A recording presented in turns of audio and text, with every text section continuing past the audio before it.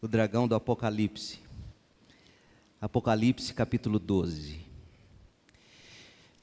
Então foi visto no céu um grande sinal, uma mulher vestida do sol, com a lua sob os pés, e uma coroa de 12 estrelas na cabeça. Estava grávida e gritava por causa das dores de parto e da agonia de dar à luz.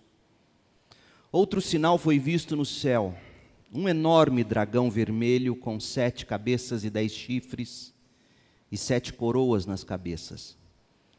Com a cauda arrastou 1/3 das estrelas do céu e as lançou na terra. E quando a mulher estava para dar à luz, o dragão parou diante dela, pronto para devorar a criança, tão logo ela nascesse.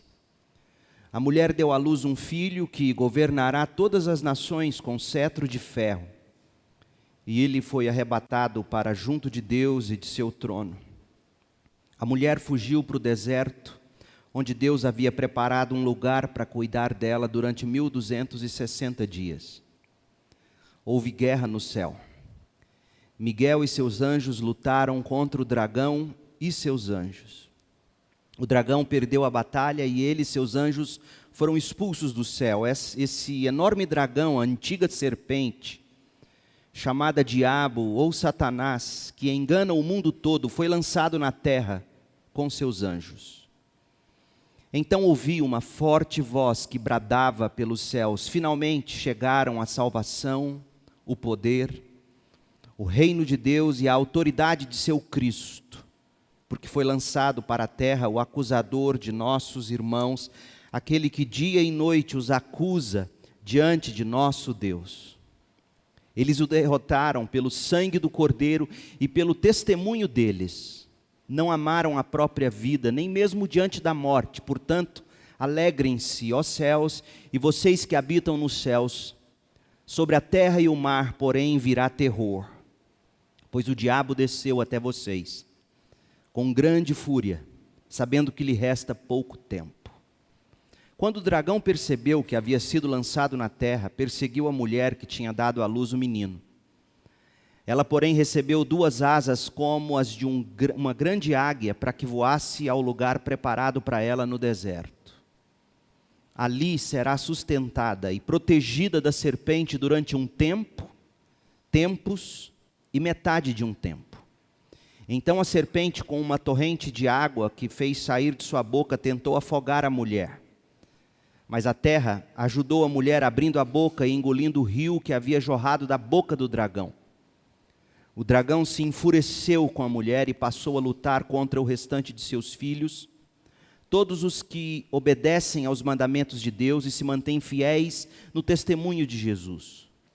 Então o dragão se colocou em pé na praia, junto ao mar. Esta é a palavra do Senhor. Amém. Apocalipse 12, o texto que a gente acabou de ler, ele não é um conto de fadas, ele é uma história real. Narrada, digamos, de uma forma surrealista, ou seja, de uma forma incompreensível apenas à razão. No entanto, de tão bom, afinal de contas o texto é inspirado por Deus, esta passagem de João poderia bem servir como ponto de partida para um belo filme, cujo título eu daria A Bela, o Filho e a Fera. Como a gente pôde perceber na leitura do início, existem 3 personagens nesse texto, 3 personagens principais nesta história: a Bela, ou a mulher, representando a igreja em todos os tempos, o filho, o recém-nascido, que é o próprio Cristo, e a fera, que é o dragão vermelho, que não pode ser outro mais o próprio Satanás. Também há aqui no capítulo 12 3 cenas distintas. São cenas de combate entre a fera, o diabo, e outros anjos, outros personagens. A fera contra o filho, nos versículos de 1 a 6. A fera contra o filho, de 1 a 6. A fera contra Miguel e os seus anjos, nos versos 7 a 12. A fera contra a Bela, do verso 13 ao 17. E como lemos, a fera sai derrotada em todas estas 3 lutas. E note ainda o seguinte: cada uma dessas cenas são vistas pelo apóstolo João como sinal. O verso 1 diz assim: então foi visto no céu um grande sinal, uma mulher. No verso 3, outro sinal foi visto no céu, um enorme dragão. Pena que, lendo aqui no português, a gente não capta. Mas a palavra grega para sinal é a mesma palavra que o próprio João, o João que escreveu o Apocalipse, escreveu o Evangelho de João. E a palavra que ele usa aqui para sinal é a mesma palavra que ele usou para falar de milagres no seu Evangelho. Aliás, os milagres no Evangelho de João, a palavra usada é essa, semeion no grego, sinal.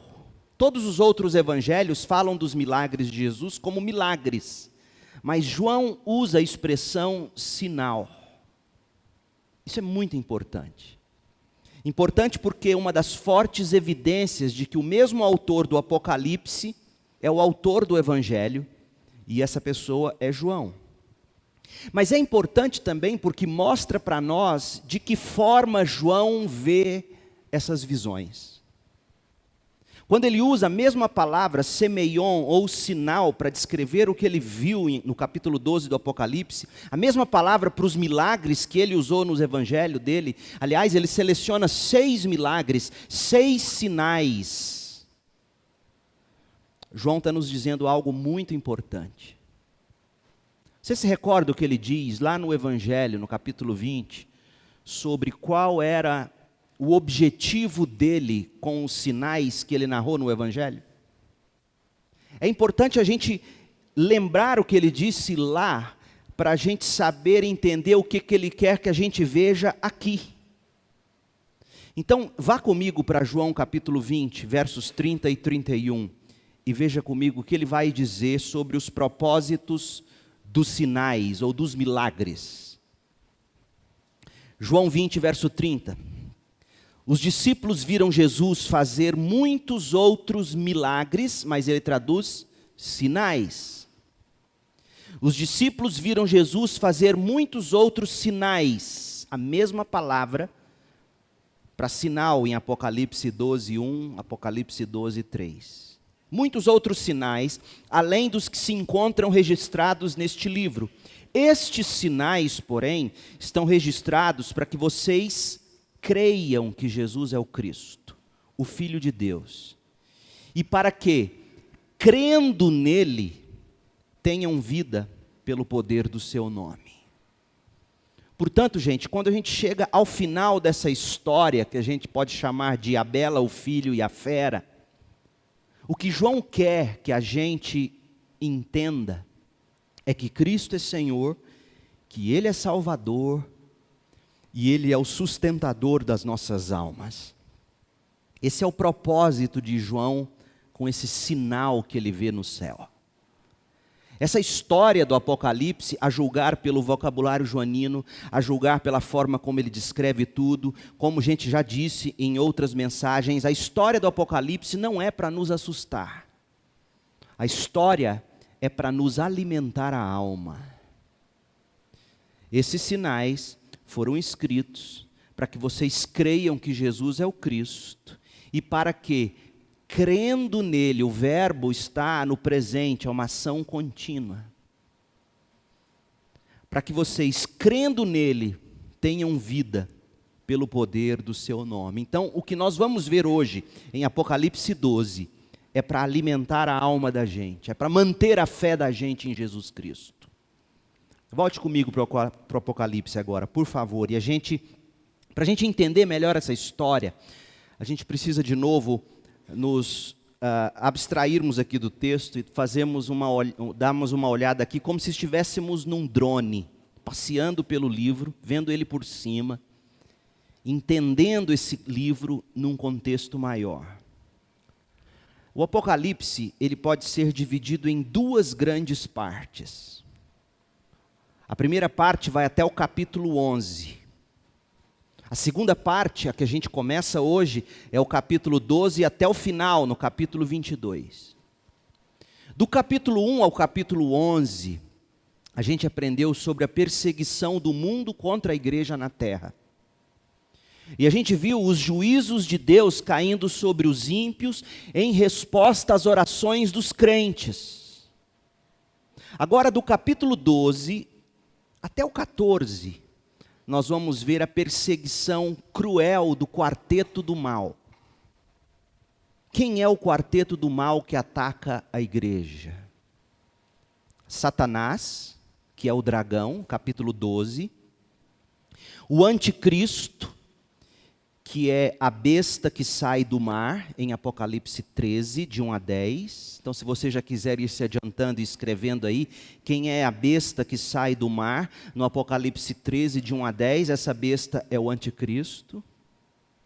O falso profeta, que é a besta que sai da terra, Apocalipse 13, de 11 a 18.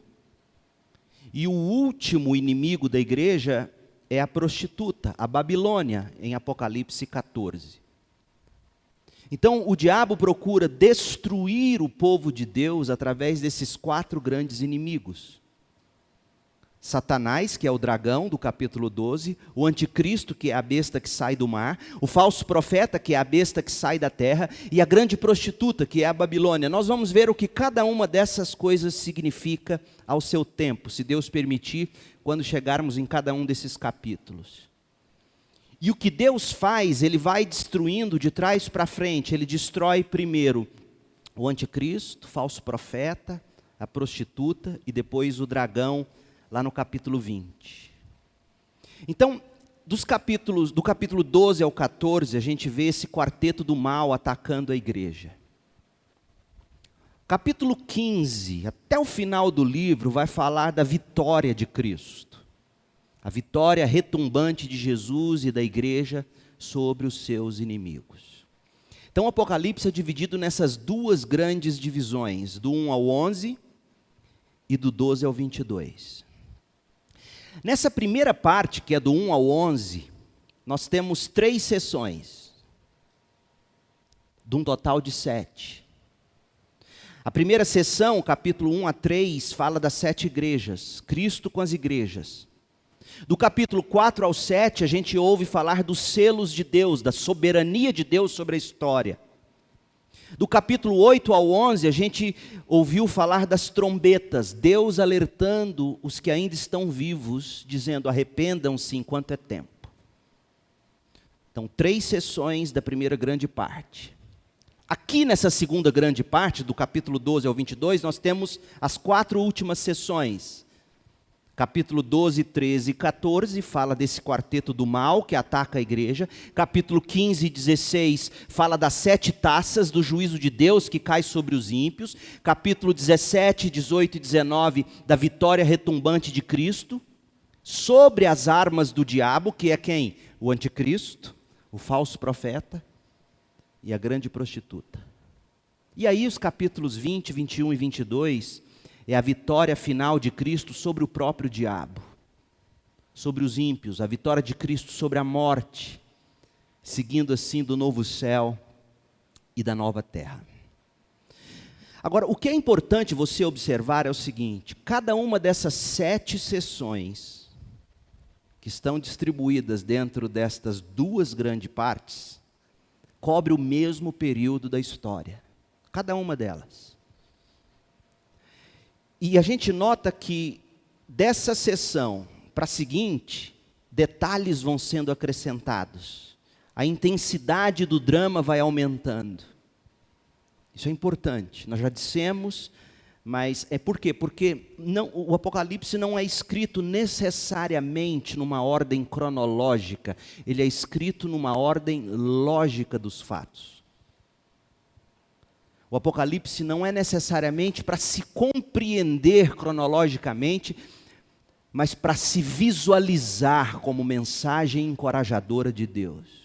Outra coisa importante, a linguagem usada para descrever esse mesmo período da história que é narrado em cada uma das 7 sessões. Você viu, por exemplo, que nós lemos 1260 dias.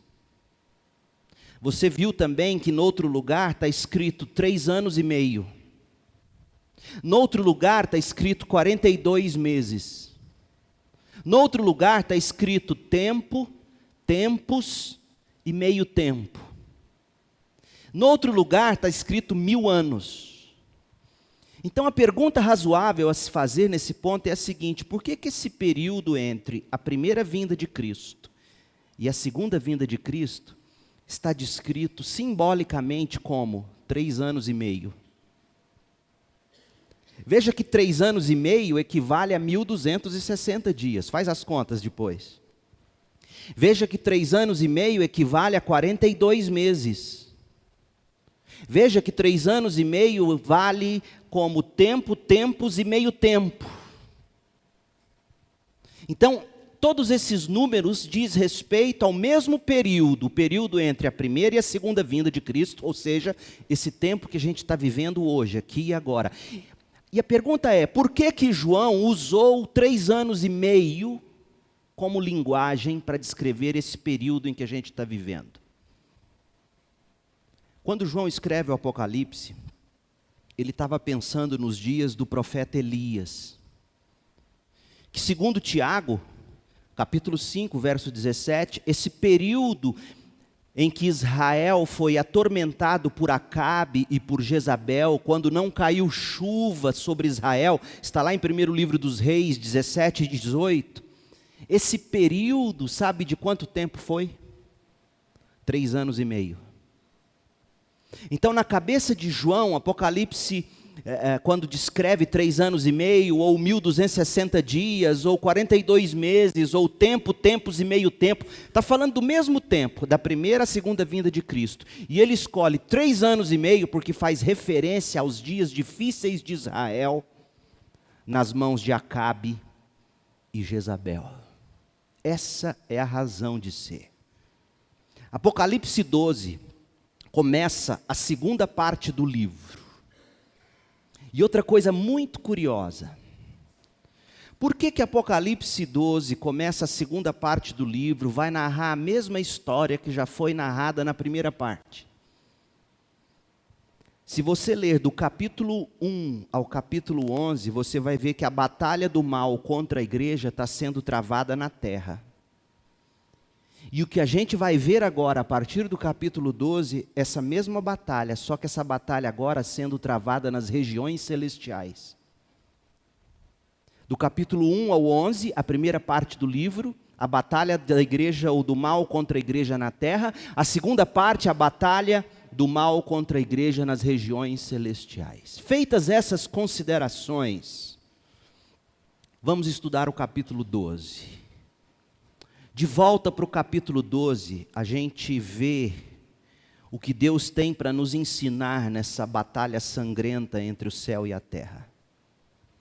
Primeira coisa, veja comigo os personagens principais, os 3 personagens principais. O primeiro deles, a Bela. Capítulo 12, verso 1. Então foi visto no céu um grande sinal.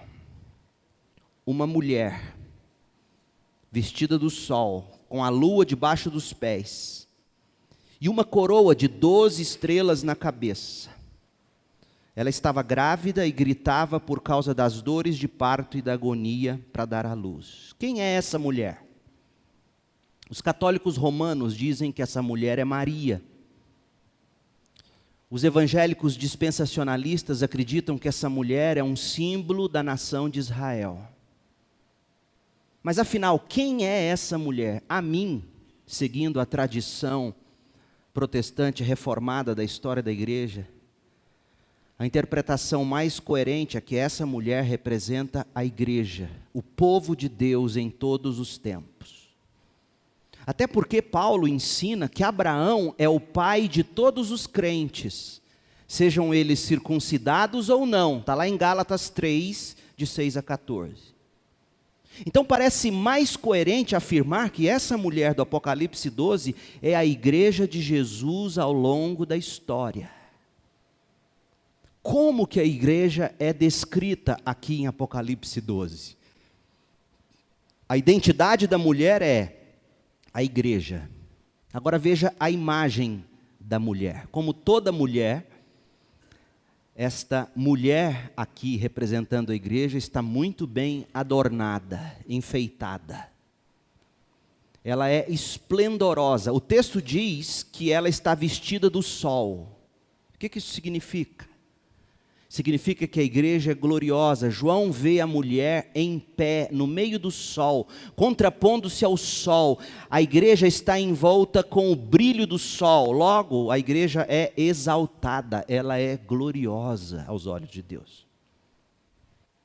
A igreja também é majestosa, porque ela tem debaixo dos seus pés a lua, diz o texto. A igreja exerce domínio e exerce poder. A igreja tem debaixo dos pés dela o controle da luz do mundo. Melhor, a igreja reflete no mundo a luz do sol da justiça, que é Jesus Cristo.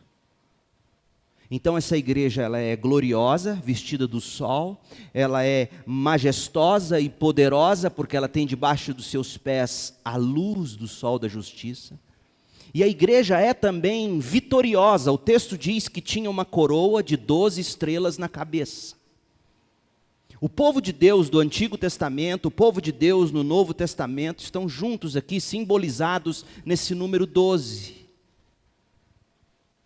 A igreja também é operosa. O texto diz no verso 2, que ela estava grávida, e gritava por causa das dores de parto e da agonia de dar à luz. O que isso significa? Deus preparou um povo especial para ser o veículo da chegada de Jesus ao mundo. Está lá em Gálatas 4:26. E esse processo foi um processo doloroso, um processo sofrido, houve lágrimas. Muitas forças hostis, muitas artimanhas do dragão ou de Satanás tentaram frustrar o plano de Deus e tentaram destruir a criança.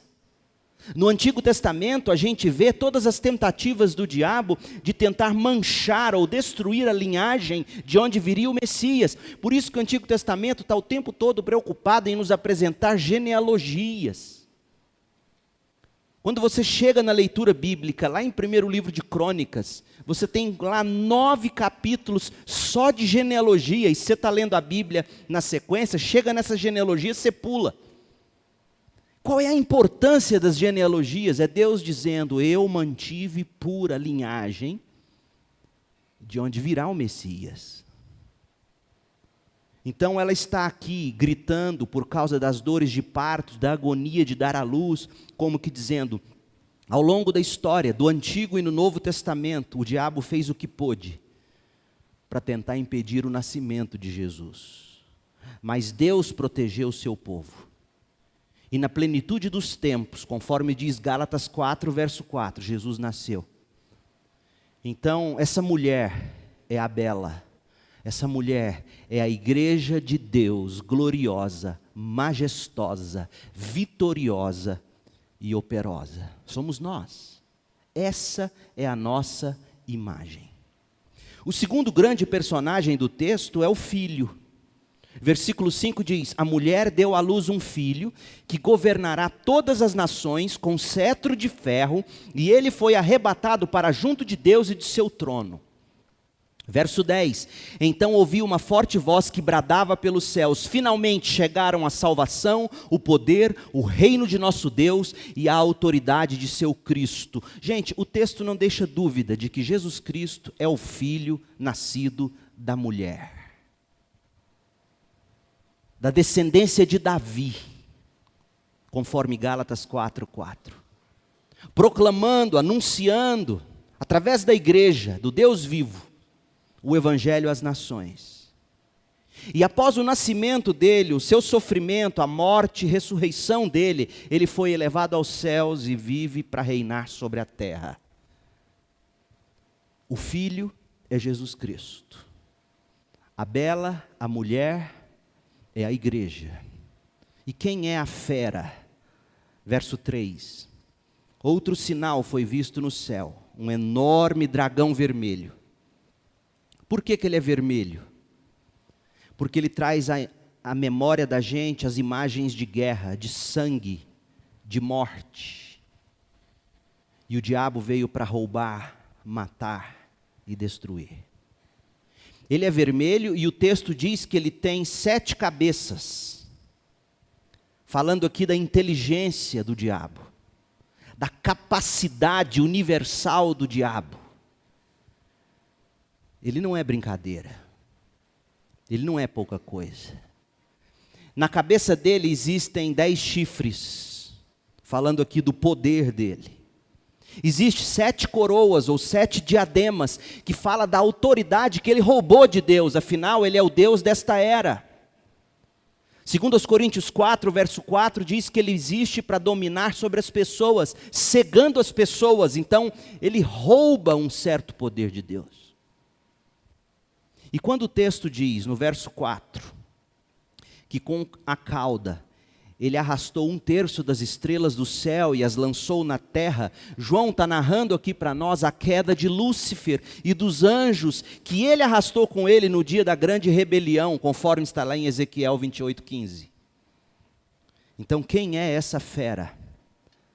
Essa fera é, como diz o texto, no versículo 9, ela é a antiga serpente, que agora virou dragão. O que isso significa?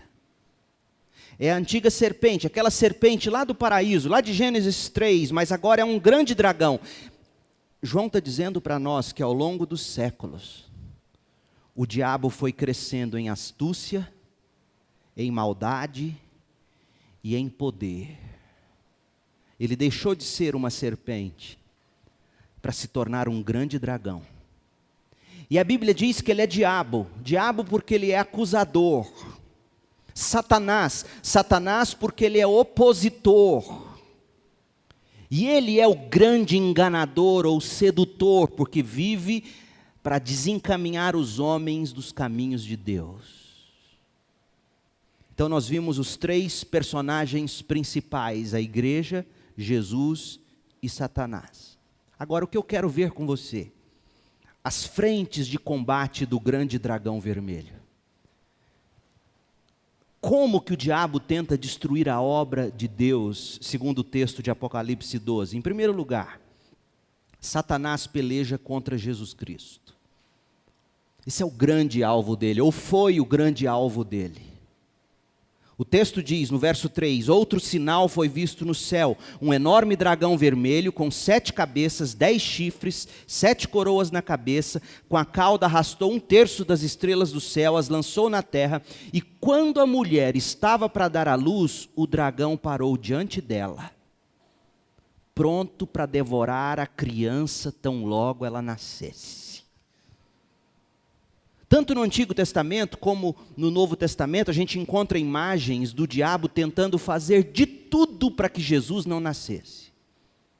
E quando ele finalmente nasceu, o diabo fez de tudo para impedir Jesus de cumprir a obra dele. Tentou ele no deserto. Fez o que pôde para perverter Jesus, mas ele não prevaleceu. Não tendo prevalecido contra o Cristo, vem a segunda frente de ataque do diabo. Ele começa a atacar a igreja. Verso 5.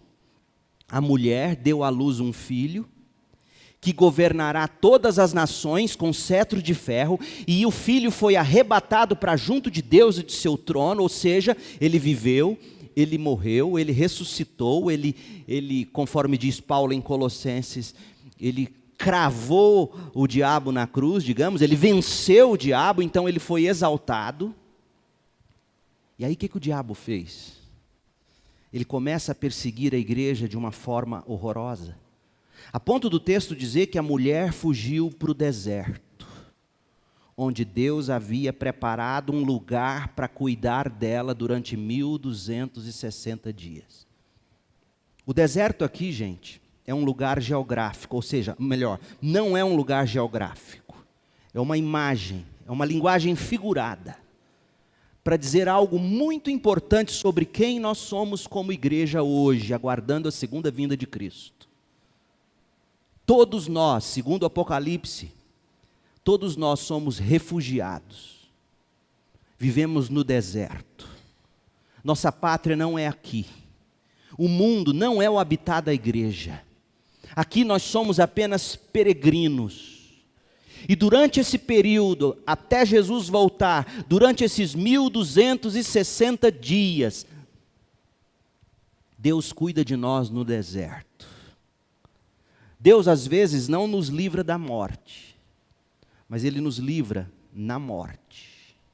E o que é mais bonito de se ver, como é que Deus cuida do povo dele? A gente viu em Apocalipse 7, verso 3, a gente viu em Apocalipse 9, verso 4, que a igreja, os filhos de Deus recebem um selo na testa.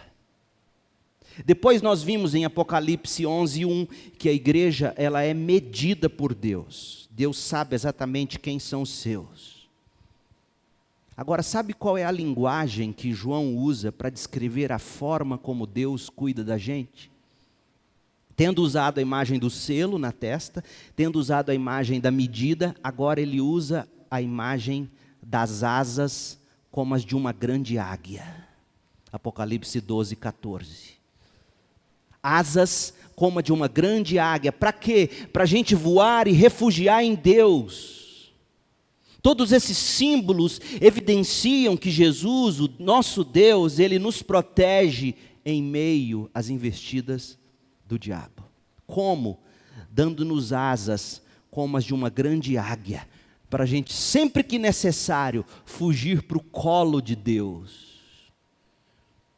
Então Satanás, ele tentou pelejar contra o Cristo, não conseguiu. Ele persegue a igreja e descobre que Deus deu a cada um de nós asas como a de uma grande águia. Ou seja, ele não consegue nos vencer. Aí o que ele faz? Verso 7 até o verso 9. Vai protestar contra nós no céu, vai nos acusar no céu. Ele é o grande acusador. E o texto diz no verso 7, houve guerra no céu. Miguel e seus anjos lutaram contra o dragão e seus anjos. O dragão perdeu a batalha. E ele e seus anjos foram expulsos do céu. Esse enorme dragão, a antiga serpente, chamada Diabo ou Satanás, que engana o mundo todo, foi lançado na terra com seus anjos.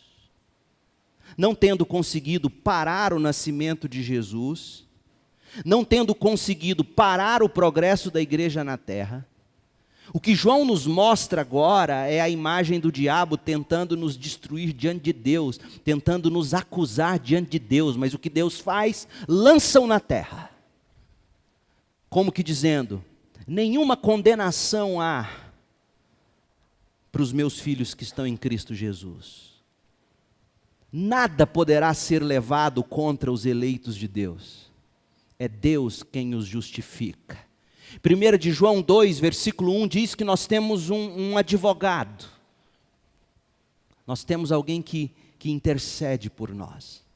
E o diabo sim, ele sempre tenta destruir nossa reputação diante de Deus. Mas por causa do que Cristo fez por nós, nós somos invencíveis, indestrutíveis. Satanás não desiste da igreja. Satanás não desiste dos crentes, e aí o que a gente lê no capítulo 12, do verso 13 ao 18, é Satanás agora perseguindo a igreja através do engano. O texto vai dizer algo muito curioso sobre o diabo enganando as pessoas. Verso 13, quando o dragão percebeu que havia sido lançado na terra, perseguiu a mulher que tinha dado à luz o menino, perseguiu a igreja. Ela, porém, recebeu 2 asas como as de uma águia, para que voasse ao lugar preparado para ela no deserto. E ali ela será sustentada, protegida da serpente, durante um tempo, tempos e metade de um tempo. Então o diabo percebeu o seguinte, ele não tem mais voz diante do trono de Deus contra nós. Ele percebeu que quando ele persegue a igreja, Deus deu ao crente asas para fugir para o colo de Deus. Ele está furioso. O que ele faz? Olha o verso 15. Então a serpente, com uma torrente de água que fez sair de sua boca, tentou afogar a igreja, com mentiras, com doutrinas, com enganos, com sujeiras, doutrinas de demônios, como Paulo vai dizer. Olha como o diabo não para, ele é incansável.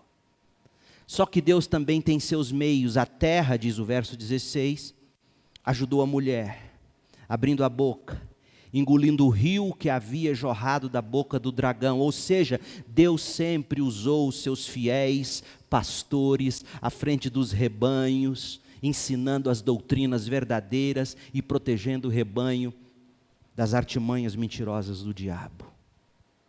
Verso 17, o dragão se enfureceu com a mulher e passou a lutar contra o restante dos seus filhos, todos os que obedecem aos mandamentos de Deus e se mantêm fiéis no testemunho de Jesus. A perseguição fica terrível na medida em que o fim se aproxima. Então o dragão se coloca em pé na praia, junto ao mar. E aí vem o capítulo 13 que nós veremos, que fala da besta que surge do mar. Pois bem, meu povo, a gente viu os personagens, a igreja, Cristo e o diabo. A gente viu as formas como o diabo tenta parar a obra de Deus, e tentou parar a linhagem messiânica, não conseguiu, tentou parar o progresso da igreja, não consegue, tenta acusar os crentes, não consegue, persegue os crentes, não consegue. Para concluir, a gente precisa ver o seguinte: quais são as nossas esperanças em meio a tudo isso? Porque nós estamos no meio de uma grande batalha cósmica, muito mais poderosa do que qualquer possível terceira guerra mundial. Muito. O que mais deve assustar o crente, se é que ele tem que viver assustado, não é a possibilidade de uma terceira grande guerra. Isso é fichinha, perto do que a gente já está travando em termos de luta contra principados e potestades nas regiões celestes. E aí, olhando para esse texto, eu quero resumir para vocês 3 coisas para nos dar esperança nessa batalha. A primeira delas, nós temos em nosso favor a proteção de Deus. O texto diz para nós que nós temos desertos de refúgio, onde Deus cuida de nós. Lembra de Elias? Como é que Deus cuidou de Elias?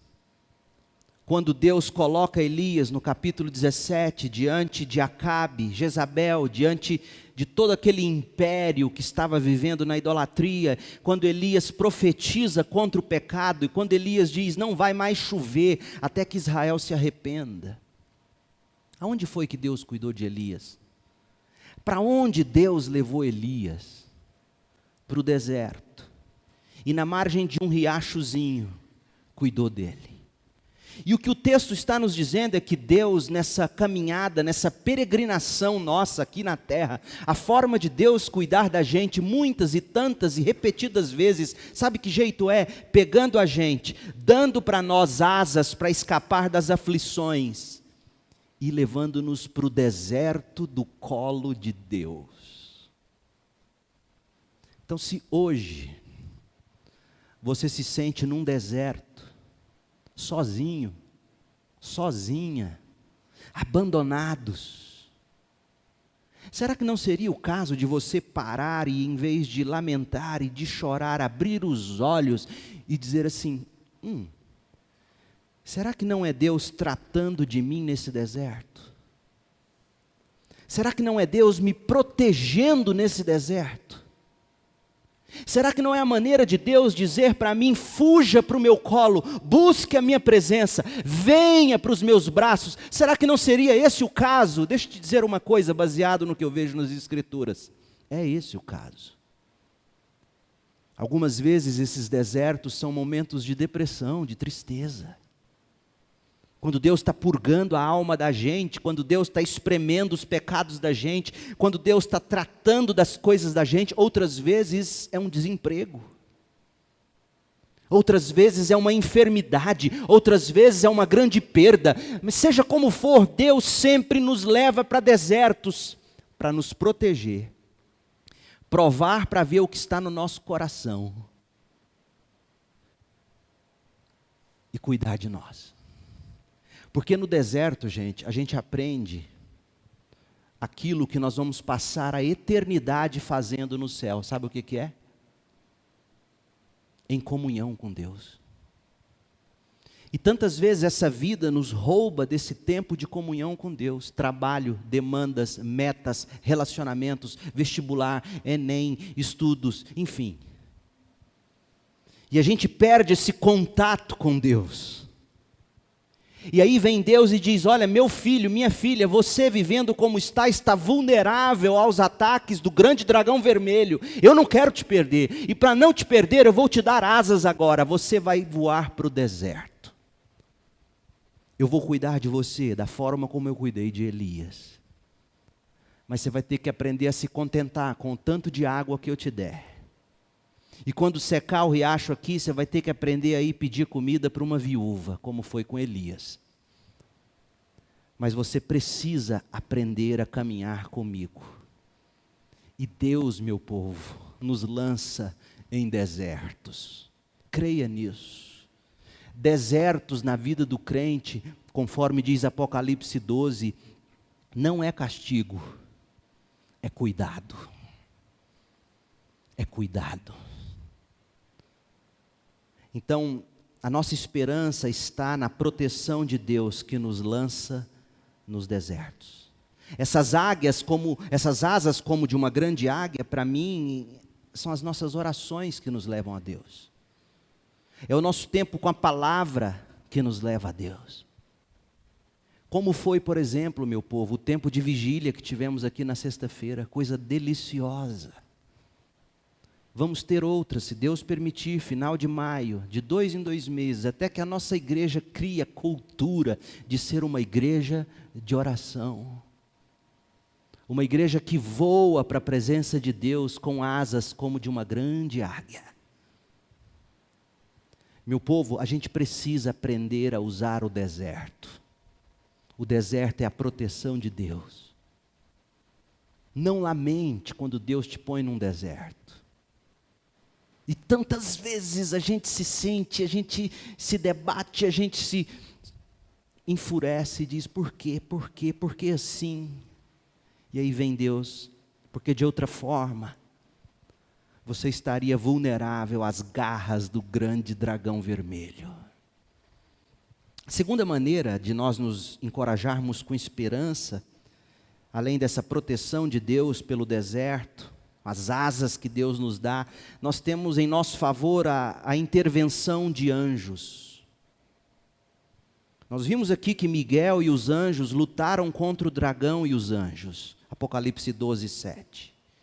E nessa peleja no reino espiritual, o dragão e os anjos foram derrotados, diz o verso 8. E a Bíblia diz que os anjos são valorosos em poder, e os anjos executam as ordens de Deus em nosso favor. Nós temos poderes sobrenaturais ao nosso dispor. Poderes muito além do que somos capazes de imaginar, Deus cuidando de nós. Quantos de vocês não devem ter tido já experiências de Deus cuidando de vocês através de uma maneira tal que você para e olha e diz: meu Deus, só pode ter sido um anjo.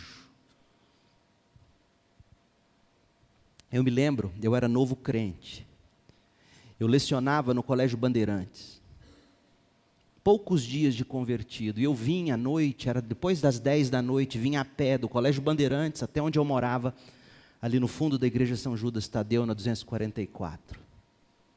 E eu vinha para atravessar a rua 210, bem na esquina ali da Walter Santos, onde é a drogaria Santa Marta. Tão distraído, cabeça longe.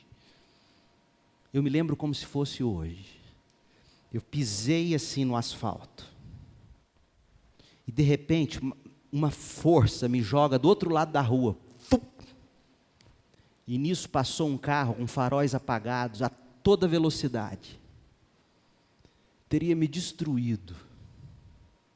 Não serve como doutrina o que eu estou dizendo, mas eu não tenho dúvidas de que de alguma forma, naquele momento, eu fui socorrido por um anjo de Deus. E nós temos que crer nisso, e nós temos que entender isso. Nós temos em nosso favor anjos ministradores que são enviados por Deus para cuidar de nós. A Deus toda a glória, mas os anjos são sim servos ao nosso dispor. Além dessa proteção de Deus através do deserto, além dessas intervenções dos anjos, em terceiro lugar, nós temos em nosso favor a ação intercessora de Cristo. O texto diz em Apocalipse 12:5 que Cristo subiu ao céu e se assentou no trono. E nós somos informados que Ele está no céu intercedendo por nós, Hebreus 7:25. Sua intercessão é eficaz, Romanos 8:34. Nenhuma acusação pode prosperar contra os filhos escolhidos de Deus, porque Deus morreu por eles. O meu e o seu pecado foram lançados na conta de Jesus Cristo e foi pago na cruz. Qual deve ser a nossa postura diante disso? Nós estamos em guerra espiritual, como eu já disse, numa batalha muito mais séria e devastadora do que a terceira grande guerra, se ela um dia existir, do que qualquer guerra já existente. Como é que a gente tem que proceder olhando para esse texto? Olha o verso 11. Como é que a igreja derrota o inimigo nessa batalha? Verso 11.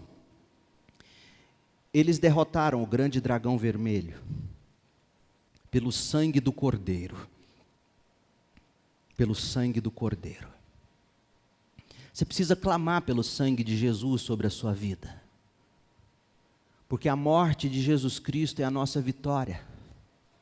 O sangue de Jesus é a nossa arma mais poderosa. O sacrifício dele na cruz desfez toda possibilidade de Satanás triunfar sobre a sua vida. Segundo aos Coríntios 5:21. Qualquer acusação do diabo na sua mente, você vira e diz: Senhor, eu sou sim pecador, mas Cristo é justo, e a justiça de Cristo eu recebo pela fé. Apocalipse 12:11 nos diz que só vencerão aqueles que se refugiaram no sangue de Jesus Cristo. E a pergunta é: você já depositou sua fé na obra de Jesus? Você tem que clamar pelo sangue de Jesus. Outra coisa que o texto diz, eles derrotaram o grande dragão pelo sangue do Cordeiro e pelo testemunho deles. O que significa isso? Testemunho da palavra. Eles comeram a palavra de Deus, eles encheram o coração da palavra de Deus, eles confessaram a palavra de Deus nos quatro cantos da terra. E só vencem aqueles que guardam a palavra. Oração e palavra de Deus são as asas que Deus nos dá para voarmos como águia. E uma águia não vai voar com uma asa só. São duas: palavra e oração. Como é que se vence o grande dragão vermelho? Pelo sangue de Jesus, pela obra de Jesus, crendo nessa obra e dando testemunho da palavra. E só dá testemunho da palavra quem guarda ela no peito. Gente, aqui eu falo como quem foi e ainda se sente um jovem. Se você não estocar a palavra de Deus no seu coração, você não aguenta o primeiro embate da vida. Você não vai muito longe. Então você tem que clamar pelo sangue, você tem que comer a palavra de Deus. E em último lugar, você tem que cultivar o seu amor por Jesus. O texto diz que eles não amaram a própria vida, nem mesmo diante da morte. Só vence essa batalha quem deixa de amar essa vida. Só vence essa batalha quem para de semear na carne Só vence essa batalha quem olha com os olhos da fé, quem diz: vivo não mais eu, Cristo vive em mim, e a vida que eu agora vivo nesse corpo, eu vivo essa vida pela fé no Filho de Deus. Se você amar muito a sua vida, você não vai vencer.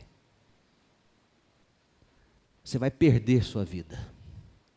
Mas se você abrir mão dessa vida, e se você disser: Senhor, não para essa vida, eu quero a vida de Cristo, você ganha a vida. Embora o dragão seja grande, embora o dragão seja vermelho, sedutor, temido, ele está derrotado. A vitória está assegurada aos que creem no nome de Jesus, é o que diz o texto.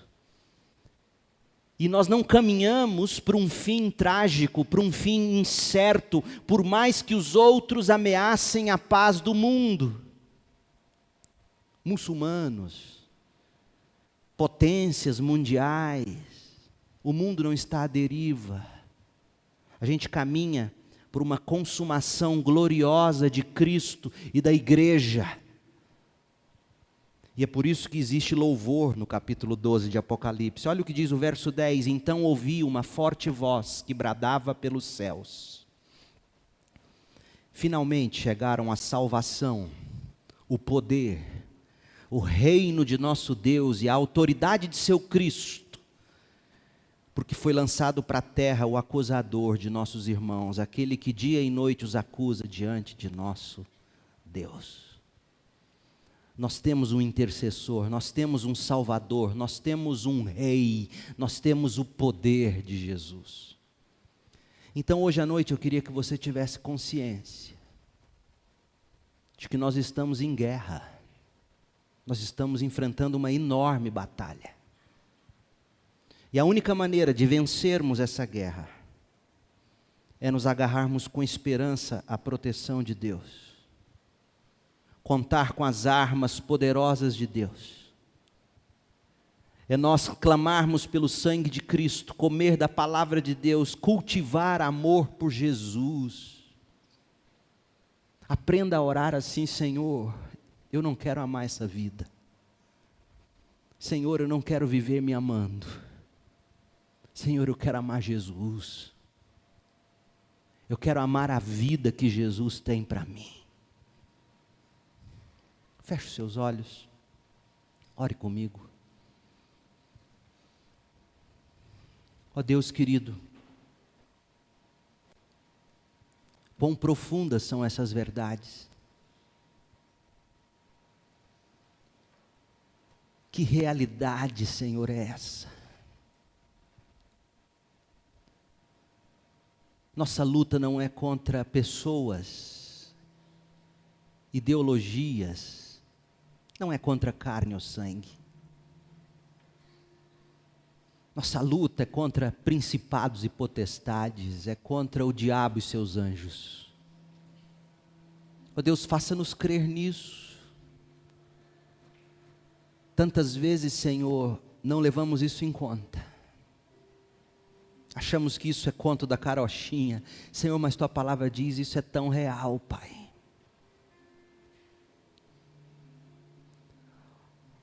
Ó Senhor, dá-nos asas como a da águia. Leva-nos para os desertos e trate de nós ali, Senhor. Para que o Senhor não perca um só desses que me ouvem. Dos nossos filhos, dos nossos pequeninos, dos netos, aos mais velhos que nos ouvem. Ó Deus, que tenhamos a consciência dessa batalha cósmica. E que só vence essa batalha quem clama pelo sangue de Jesus. Quem come a palavra de Jesus e testemunha dela. Ó Deus, quem ama mais a Jesus do que a essa própria vida. Ó Deus, dá-nos isso, Pai. Como nós cantamos, ó Deus, o Seu sangue nos leva além. Ó Deus, dá-nos essa consciência, Pai. Não nos deixe viver de uma forma trivial. Faça-nos entender do que mais importante que as nossas carreiras, mais importante do que encaminharmos filhos na vida, é perseverarmos em Jesus. Ó Deus, encha o nosso coração com isso. O Apocalipse nos ensina isso. Nós oramos em nome de Jesus, Pai. Amém.